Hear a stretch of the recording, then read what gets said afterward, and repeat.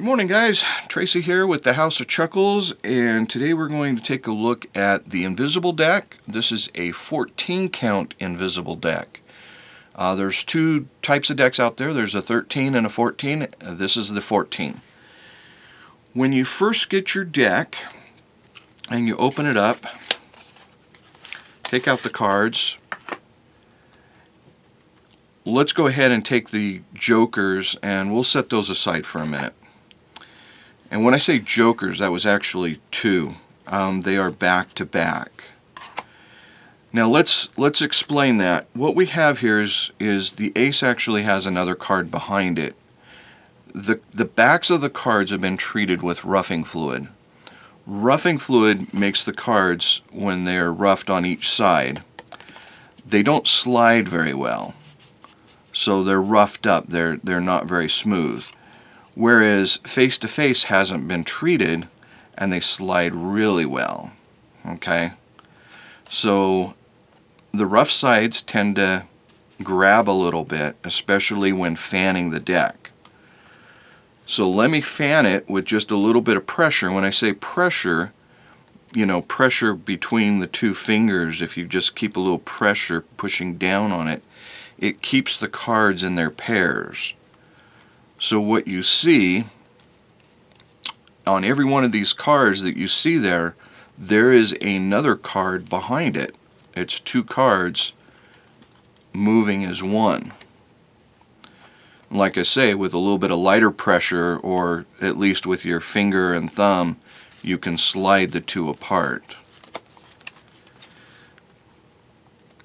Now, like I'd mentioned, this is a 14 count. What that means is that behind, or the pairs of each set equals 14. In this case, a 7 would be paired with a 7. 7 and 7 is 14. Behind a 4, 4 and 10 is 14. Now, Jack is considered 11. So 11, Jack, 11 and 3 would be 14. Queen is 12. 12 and 2 is 14. And King is a 13. 13 plus an ace, 1. 13 and 1 is 14. Now, when you first get the deck, what you're going to find is that the cards are all in numerical order. So ace through king, ace through king. One side is going to be the spades and the diamonds. So we'll say that the top is pointy on the spade and the diamond. The other side is clubs and hearts, also in numerical order. Clubs and hearts being the rounded at the top. That's just one simple way that I keep track of what I'm looking for. The black cards are paired with red cards opposite, so red and black, red and black. Okay? Now what you'll want to do is you'll want to mix these up a little bit, get them in a more of a random order, but you do need to keep them in their pairs.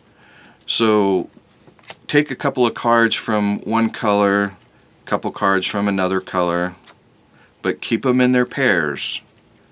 Okay?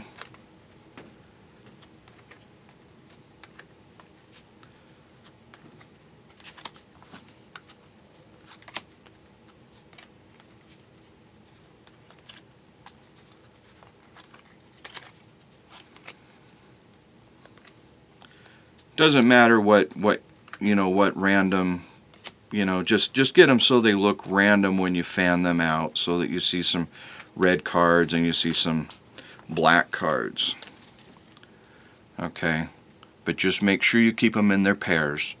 So now when you fan it, you get red and black cards. Okay. Now go ahead and put them back in the box.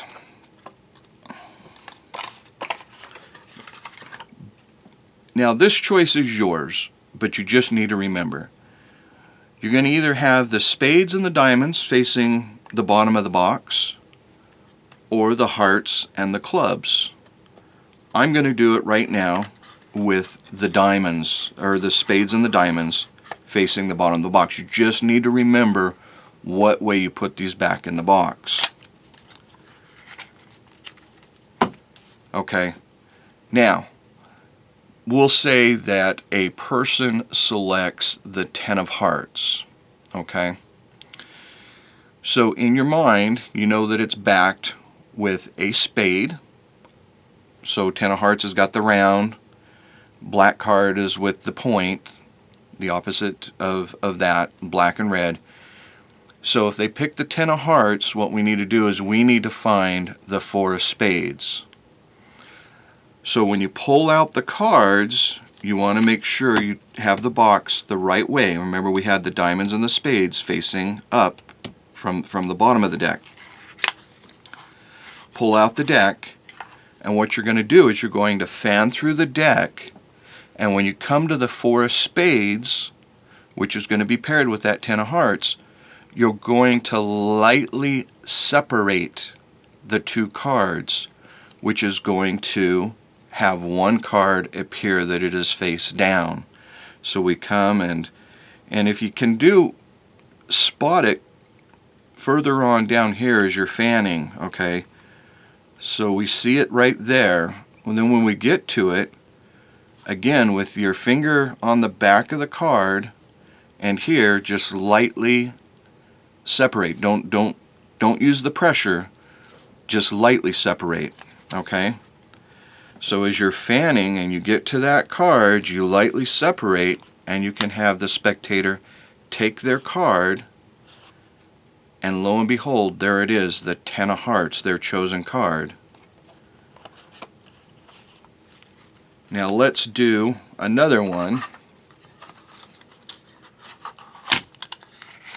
Okay, we've got the deck out. We have the spectator select the, let's do it on the other end, we'll do the 7 of diamonds. Okay, now 7 of diamonds is going to be is a pointy card. We need a round card, which is going to be a club. Okay, so we're going to be looking for the 7 of clubs. Now this time we don't want to turn the deck over because this is where the spades and the diamonds are. We want to keep it this way when we pull the deck out, which is going to be the hearts and the clubs. We take the deck out, only revealing this side of the deck. And we're going to fan. When we get to the 7 of clubs, we're going to lightly separate. Okay, oops, right there. Lightly separate, and there's their card, the 7 of diamonds. Okay, that's how the 14 count invisible deck works. Now if you have any questions at all, please drop me a line. I'll be more than happy to help you. I can set up another video to, so you can get a visual of whatever your problem is. But yeah, go ahead, drop me a line if you have any issues. But there it is. Great trick. Hope you guys have a good day, and we'll talk to you again. Bye.